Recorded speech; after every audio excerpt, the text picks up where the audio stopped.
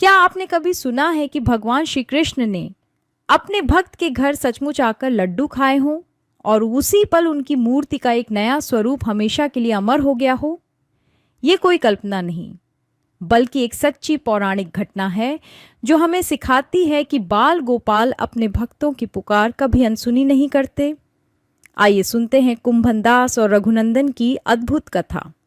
पौराणिक कथा के अनुसार भगवान श्री कृष्ण के परम भक्त कुंभनदास के पास बांसुरी बजाते ठाकुर जी का चित्र था, जिसकी वे रोज पूजा करते थे और प्रभु को छोड़कर कहीं नहीं जाते थे। एक बार उन्हें वृंदावन में भागवत कथा के लिए बुलाया गया।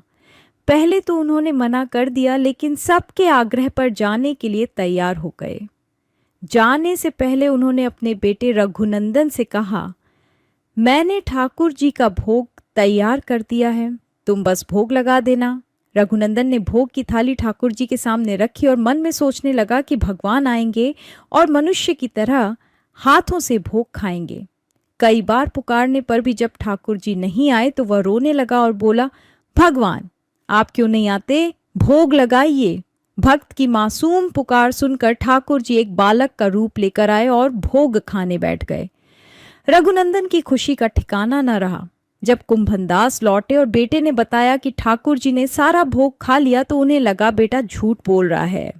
ये रोज होता रहा।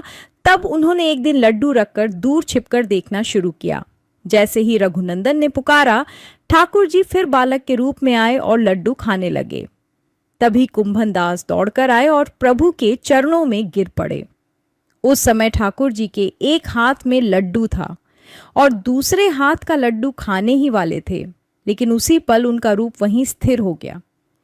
कहते हैं यही स्वरूप लड्डू गोपाल के नाम से प्रसिद्ध हुआ।